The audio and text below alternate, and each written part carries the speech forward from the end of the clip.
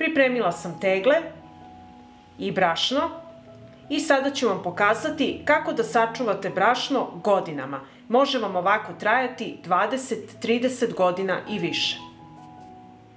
Tegle su čiste i oprane i sada ću ih napuniti sa brašnom.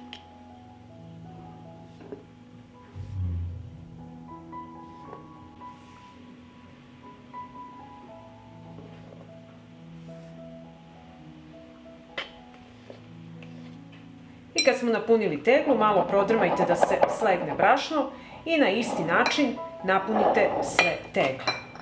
Punite ih do vrha. Ovako napunjene tegle sa brašnom ređat ću na pleh od rerne.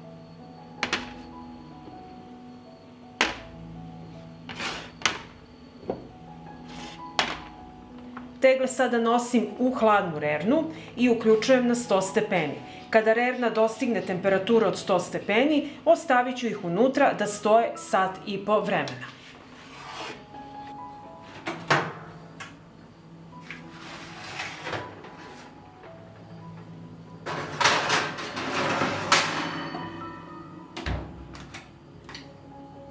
Nakon sat i po vremena vadimo jednu teglu iz rerne.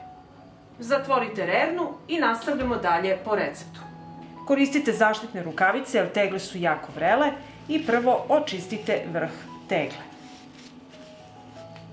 Zatim zatvaram sa čistim i novim poklopcem i sve to radimo dok je brašno i tegla vrelo. Da budete sigurni da je procedura uspela, znaćete kada ovaj središnji deo poklopca potone dole. I sada ću izvaditi sledeću teglu i tako radite jednu po jednu. I ovako pripremljene tegle sa brašnom prekrijete i ostavite da se postepeno ohlade. Kada se ohlade, čuvate ih na tamnom mestu. I ako vam se dopada ovaj moj recept, vi naravno lajkujte, prijavite se na moj kanal i ostavite komentar. Prijatno!